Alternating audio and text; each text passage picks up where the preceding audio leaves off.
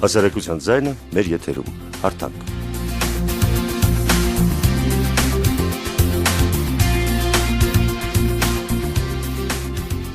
Բարի օր, հանրային ռադիոյի եթերում հասարակական կարծիքի ուսումնասիրման կենտրոնի հարթակ հաղորդաշարն է։ Այսօր կրկին շարունակելու ենք քննարկել ու ամփոփել Սասնատուն էպոսը։ 100 տարի շարունակ բանագետները եւ հայագետները Սասնա ծռերը խուզարկում են ժողովրդագիտական ամենատարբեր տեսակետներից, բացահայտելով նրա պատմամշակութային, գեղարվեստական, ազգաբանական, բարբարագիտական, փոքր չափով ճանաչողական, աղբյուրագիտական արժեքները։ Այսուհանդերձ, չնայած խոր ու բազմազան հարցադրումներին, անպատասխան է մնում գլխավոր հարցը. ինչպես է ստեղծվել Սասնա ծռե ժողովրդական էպոսը, ինչ մեխանիզմ է գործել նրա ձևավորման հիմքում, ինչ մասերում եւ որ չափով է այն կրում անհատական հեղինակային մտածողության կնիքը, թե բոլորովին բանահյուսական ծագում ունի, կամ վեպն իր ամբողջությամբ միասնական ծագում ունի, թե ծագումնաբանական առանձին տիպեր են ներկայացնում վեպի այս կամ այն մասերը։ Այլ կերպ ասած, պետք է որ բազմատար ստեղծաբանական հնարքները տարբեր չափերով դրսևորված ու տեղաբաշխված լինեն վեպի տարբեր մասերում։ Սասնա ծռեր էպոսի մասին գրել է պատմական գիտությունների դոկտոր Արծրունի Սահակյանը, ով քիչ անց տաղավարում լինելու է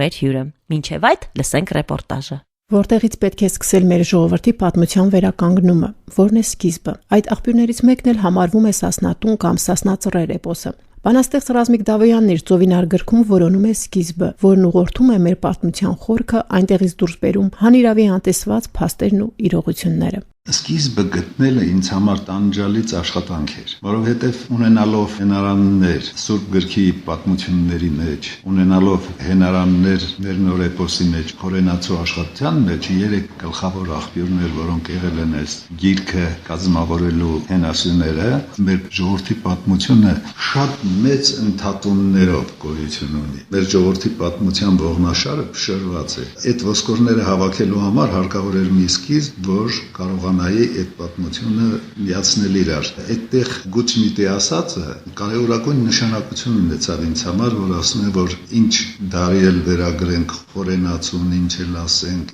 ժողովրդական բանավոր զրույցներից եղած պատմությունները լրիվ իրական են, հարկավոր է կցկցել այդ պատմությունները եւ ստանալ ավելի ամբողջական պատմություն։ Հովսեփ Օրբելին խոսելով էպոսի հերոսների մասին, ասում է, որ դրանք մեր հնագույն առասպելների հերոսներն են, որոնք ժամանակի ընթացքում զրկվելով երկնածովային հզորություններից իջել են մինչև արաբական արշավանքներ, հողեղեն կերպարներ են ձեռք բերել։ Մհերի մասին էլ ասում է, որ մհերը կարեկին սրված զտյանցնել է դա ընդդում, որ մհերը նույն միհերն է, բայց ոչ թե Պարսկաստանից եկած, այլ մեր մհերն է։ Հիմա հայտնի է, որ Բաղդասար անունով հերոսը մեկ զավակ է ունեցել Մհեր անունով, հետևաբար ուրիշ տեսակետ պաշտպանելը գտնում եմ անիմաստ։ Սասնատուն էպոսի նշանակության վերաբերյալ մեկնաբանությունները խիստ տարբեր են, որտեղ կերպարներն ունեն դիեզերական, բնապաշտական իմաստ, կամ էլ նրանք եղել են պատմական կերպարներ, որոնք համընկնում են ինչ-որ պատմական ժամանակաշրջանի ու անձերի հետ։ Հնարավոր է արդյոք էպոսին տալ գիտական հիմնավորում, բանաստեղծն ասում է։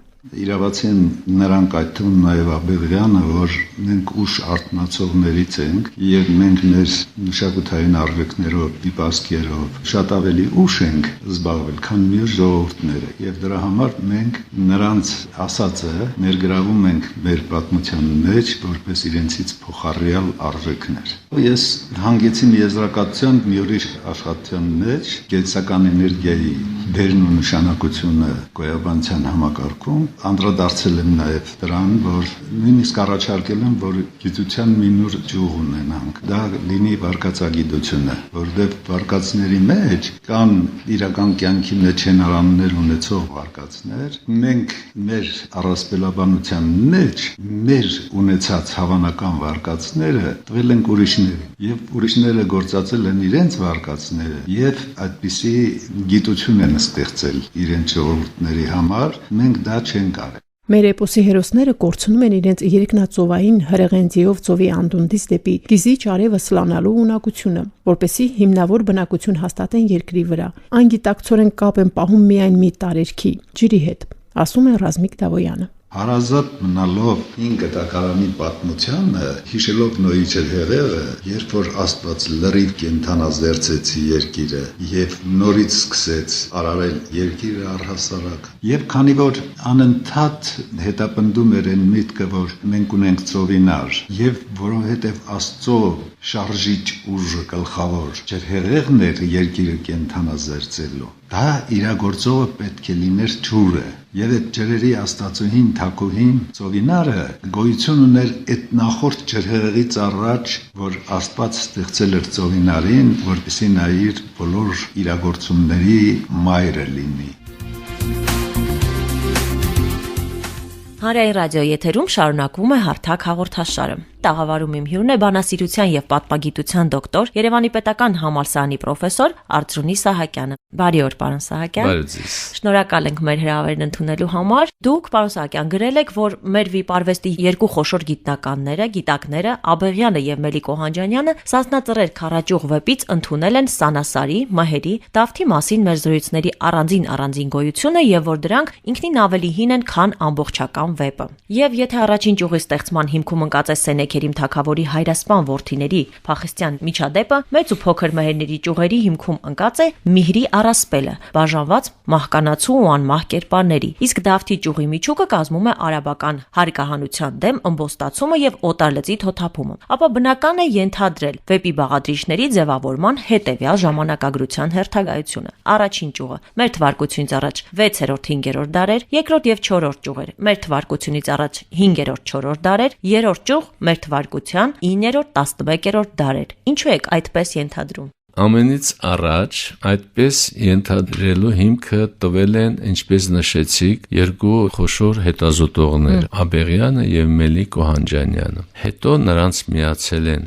ուրիշներ, այսպես ասենք, էպոսագետներ ակադեմիական թեքումով։ Մյուսը, որ ես փորձել եմ այդ տեսակետը հիմնավորել, եղել է այն, որ առանձին ուշադրություն եմ դարձրել առաջին ճյուղի պատմական հիմքերի վրա։ Բանից պարզվում է, որ Սուրբ գրային զուգահեռ ունեցող երկու հայրասպան եղբայրների սյուժեն ոչ թե հեքիաթային կամ վիպական հնարանքի արդյունք է, այլ իրական դեպքի արձագանք է։ Ահա այդ իրական դեպքը ժամանակին թողել է մի շարք, այսպես ասենք, ցնցող լուրերի տարբերակներ։ Այդ ցնցող լուրը մի քանի խողովակներով տարածվել են աշխարհում։ Առաջինը բաբելոնյան, երկրորդը աստվածաշնչյան, երրորդը հունահռոմեական ընդհանուր աղբյուրները, որոնք հետագայում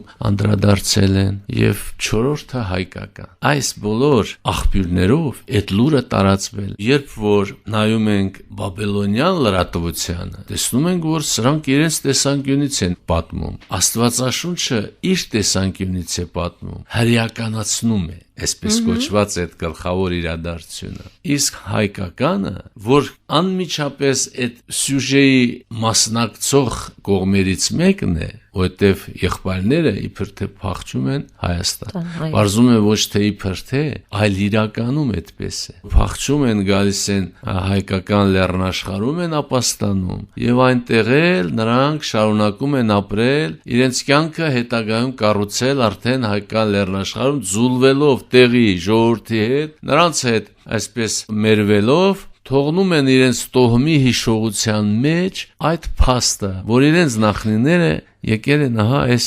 հանգամանքներում Հայաստան։ Պարոն Սահակյան, բայց ինչ է կարծում սեփական որդիների կողմից Ասորստանի թագավոր Սենեքերիմի սպանության մասին լուրը ինչու պիտի դառնար ավանդապատման սյուժե, որը հայերը ներմուծեին եւ մի բան էլ ավելի հետագայում զարգացնեին։ Դրա համար ինչ հիմքեր կար։ Այո, քանի որ իրականում նրանք փախչելով, ապաստանելով Հայաստանում, հետագայում իրենց սերունդները արդեն հիշել են հենց Հայաստանում հայկական, այսպես հայացած նրանց սերունդները, ինչպես որ այսօր ամեն ընտանիք, ամեն տոհ իր նախնիների մասին ինչ որ մի հիշողություն պահում է։ սկզբի մասին ինչ որ գիտելիք պահում է, այսպես է այդ տոհմերը, որոնք առաջացել են այդ եկվորներից, նրանք իրենց նախնիների հետ գալու, քանի որ սա շատ տպավորիչ, շատ ցնցող դեպքի հետ է կապված, դրա համար այդպես պահել են հիշողության մեջ։ Սա ինքնույն առանձին մի պատմական վիպասք է եղել այդ տոհմերի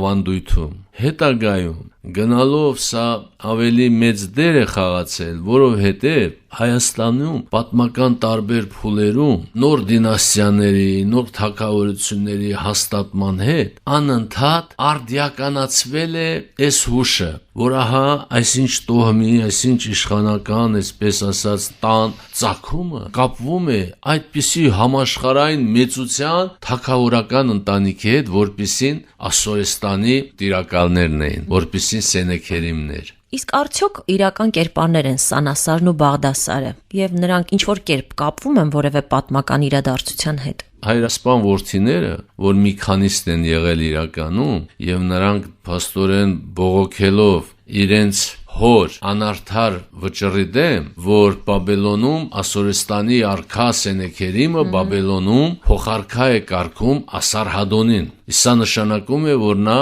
օրինական գահաժառանգ է ճանաչում այս երկրորդ կնոջից ծնված զավակին, իսկ առաջին կնոջից ծնված զավակները օրինական իրենց իրավունքով կարող էին հավակնել գահին, նրանք անտեսվում են, եւ սրանք գահաժառանգի այդ իրավունքը պաշտպանելու համար սպանում են հորը, եւ մեծ որդին մանավանդ, որ անմիջապես պիտի հաջորդը լիներ, Սար հերոսը, նա իր զորահրամանատարներից մեկի հետ մարտը Ասարհադոնի դեմ տանուլ տալուց հետո նահանջում է դեպի հյուսիս, փախչում Հայաստան։ Փաստորեն նրա եղբայրը չի լինում, այլ զորահրամանատարն է լինում, բայց արդեն այսքանով վեպը սյուժետային իր զարգացման օրենքների համաձայն սրանց դարձնում է երկվորյակ եղբայրներ։ Այսքան մասն է հորինված, բայց իրականում ավակ որդին եւ իր նվիրյալ զորավարը իսկապես գալիս են Հայաստան ու հետագայում բնավորվում են Հայաստանում։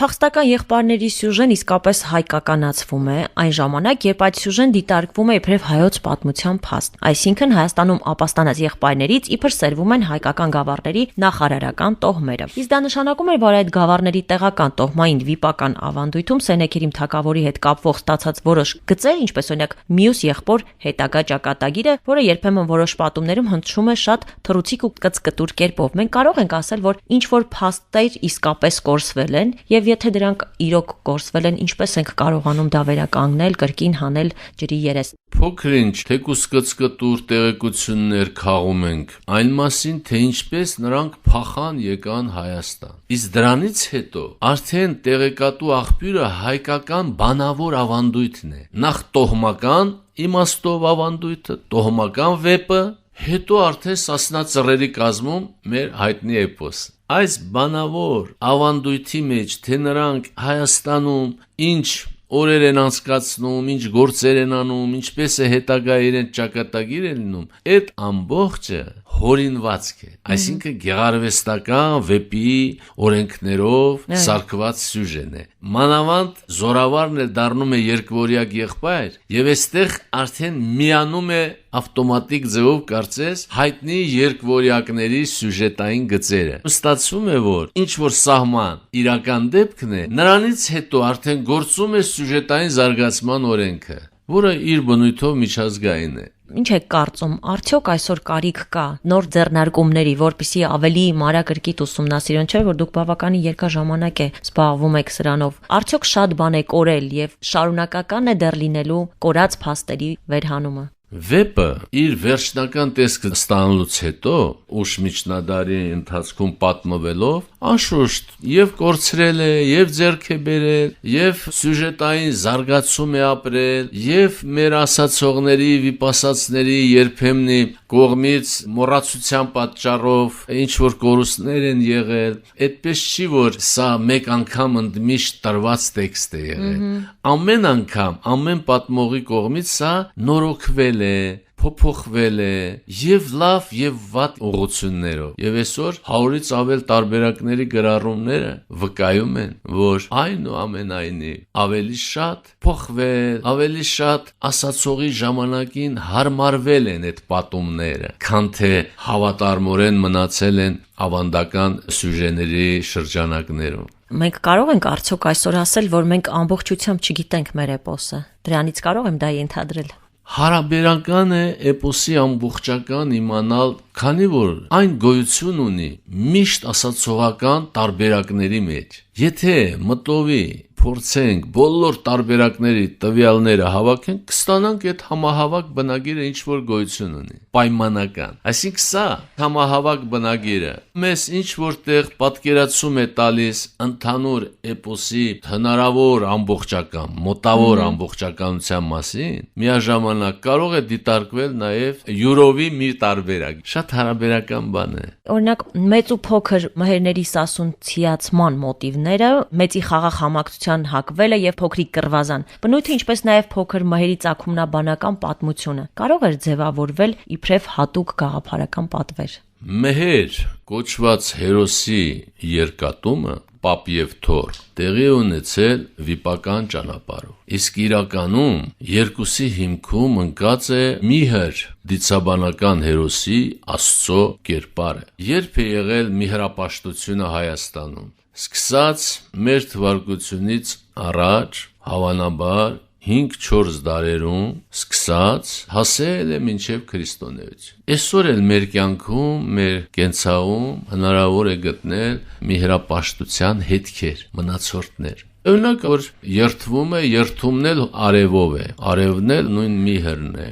Միհրն էլ ինքը որպես Աստված, երթումի հովանավորն է, երթումի հասարակական դաշինքի պայմանավորվածությունների հովանավորն է, որի խախտումը արդեն բերում է պատիժ, եւ ինչպես տեսնում եք, էպոսում է հերոսի երթմնազանցությանը հետևում է պատիժը։ Այսպիսով Սասնածռը ժողովրդական վեպի առաջին ճյուղի գնունյաց եւ արծյունյաց տոհմական ծագումնաբանական լեգենդների ձևավորման աղբյուրներ եղել են ոչ թե Սուրբ Գիրքը կամ միջագետքյան բանավոր ավանդույթը, այլ հենց մեր թվարկությունից առաջ 681 թվականի իրական պատմական այդ դեպքերը։ Նույնը կարելի ասել նաև երրորդ ճյուղի համար, միայն մի տարբերությամբ, որ սրա հիմքում ընկած է ոչ թե մեկ հայտնի պատմական իրադարձություն, այլ բազում անգամ երկար դարերում կրկնված միևնույն պատմական իրողությունը, ապօրինի հարկահանությունը։ Դա որ ժամանակաշրջանի պատմական դեպքերի մասին է խոսում։ Սա որոշակիորեն հուշում է, որ արաբական տիրապետության շրջանն է։ Բոլոր տարբերակներով համոզվում ենք, որ այո, Դավթի ճյուղը որպես պատում,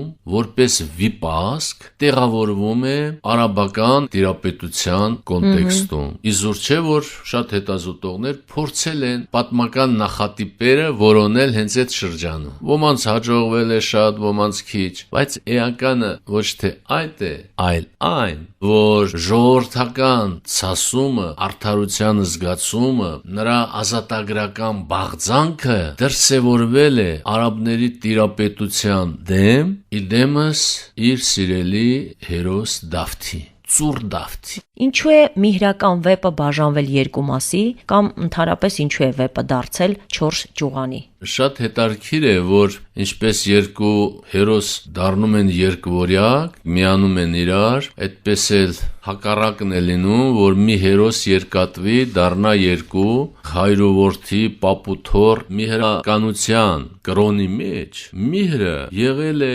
երկբնույթ իր կերպարը, երիտասարդ ծագող արևի տեսքով եւ ծեր մայր մտնող արևի տեսքով։ Դա նրա ցիկլն է օրական։ Անշուշտ կարող է իր դերը, իր ազդեցությունը ունենալ միասնական հերոսի երկատման գործում։ Այդ մեկ եւ երկրորդը, երբ որ արդեն պատրաստ էր առանձին նաեւ Դավթի վիպասկը եւ երբ որ արդեն համապատասխան ինչ որ հասարակական պահանջ զգացվեց եւ իշխանական տան կողմից պատվեր ուղղվեց գուսաններին այդ վեպը բանահյուսելու համար, այստեղ պատկերացրեք, որ 4 ճյուղը լրիվ ներդաշնակում է գուսանի պատկերացումներին, առ այն, որ պապը, հայրը, որդին նախորդին, թորը, ծորը, սա այսպես կոչված կենցաղային, տոհմային հիշողության սահման։ Ավելը մոտապես ասած, արդեն ավելի երկարացնելը,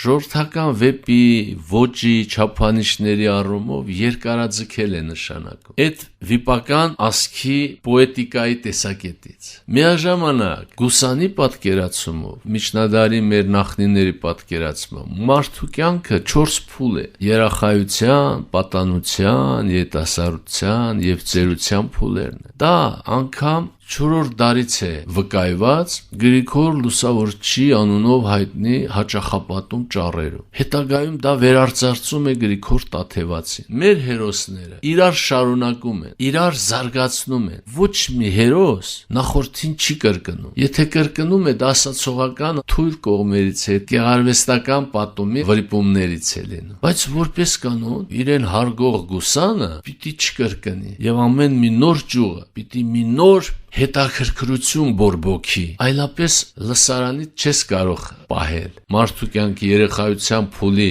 մարմնավորողը նախնին է Սանասար Բաղդասար, պատանության փուլը մեծ մեհերն է, երիտասարդության Դավիթն է։ Թվում է, թե Դավթից հետո արդյոք իմաստ ունի վեպը շարունակել, որովհետև դա գործողությունների են բարձրակետն է, գաղափարախոսական են բարձր վեհ հանգրվանն է։ Միթե կա ավելի վեհ գաղափար, քան հայրենասիրությունն է եւ այդ հայրենասիրության պատրաստ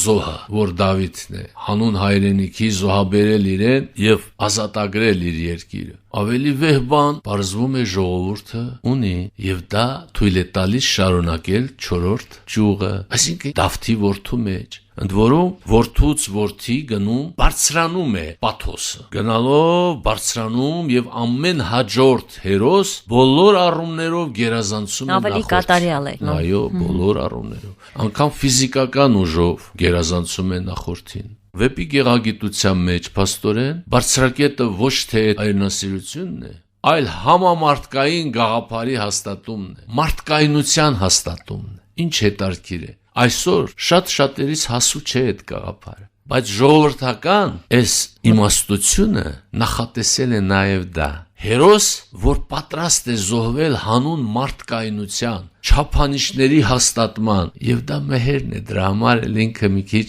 այդպես տրագիկ կերպար է։ Ինքը մահ չունի ըստ էության, որովհետեւ արդեն գիտենք, թե ինչ պատճառով նա մահից զրկվել է, բայց միաժամանակ անժառանգ է։ Ուրեմն, եթե մեկը, որը մահ չի ունենում եւ անժառանգ է եւ հավերժ ապրում է, ինքը կորցնում է թե հարազատին, թե ընտանիքին, թե հայրենիքը, թե երկիրը։ Միակ յուրային բանը մնում է մարդկությունը, համամարտկային գաղափարը։ Իրականում ամենաողբերգական ու ամենավեհ կերպարը փոքր մեհերն է, որը այլևս խորթացած, օտարացած այս մանրացած մարդու աշխարից, հանուն այդ վեհ մարդկայնության, հանուն այն արդար մեծ ակունքի, ինքը ուզում է կռիվ տալ, բայց ում դեմ։ Ով է այն հզոր թշնամին, որին ինքը կարողանա այսպես հաղթահարել։ Իր նախնիներ ամեն մեկը ունեցել է որոշակի թշնամի, որին հաղթելով հերոսացել է։ Իսկ ով է այս մեծ հսկա տիեզերական ուժի տեր հերոսի թշնամին։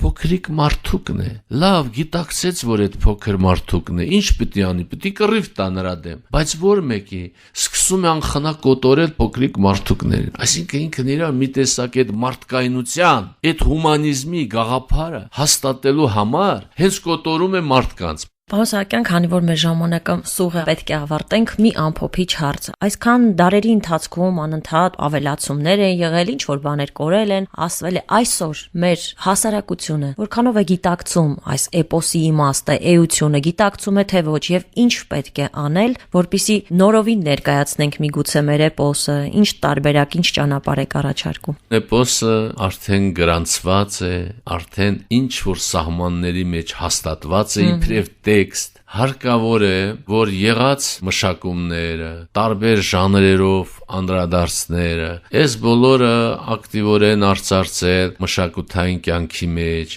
անգամ երաժշտական լեզվով, նկարչական, տարբեր ժանրերով, ֆիլմերով, մուլտիկներով եւ այլն եւ այլն։ Պարոն Սահակյան, իհարկե շատ հետաքրքիր է ձեզ հետ զրուցելը, բայց քանի որ ժամանակը արդեն ավարտվել է, ուզում եմ եւս մեկ անգամ շնորհակալություն հայտնել մեր հրավերը չմերժելու եւ մեր տաղավարում այսքան հետաքրքիր զրույց վարելու համար։ Նոր վեպից դուրս է մղվել նախկինում եղած վիշապամարտի մոտիվների այն մասը, որը զուգահեռուն էր հայոց հին վիպասանքում, օրինակ վիշապ կնոջ հետ ամուսնության եւ դավաճանության մոտիվը։ Առհասարակ դուրս են մղվել թե չեն եղել Դավիթ եւ Մհեր անունների պատճառաբանական վիպական մոտիվները հայտնի չէ։ Ավարտեցինք Սասնատուն էպոսի քննարկումը, ավարտվեց նաև հարթակի այսօրվա թողարկումը։ Ինչպես միշտ մենք կհանդիպենք հաջորդ շաբաթ կրկին ժամը 13-ին Հանրային ռադիոյի եթերում։ Ձեզ հետաքրքրող հարցերը կարող եք գրել Հասարակական կարծիքի ուսումնասիրման կենտրոնի Facebook-յան մեջին։ Եվ հիշեք, մենք կարևորում ենք յուրաքանչյուրի կարծիքը։ Կհանդիպենք։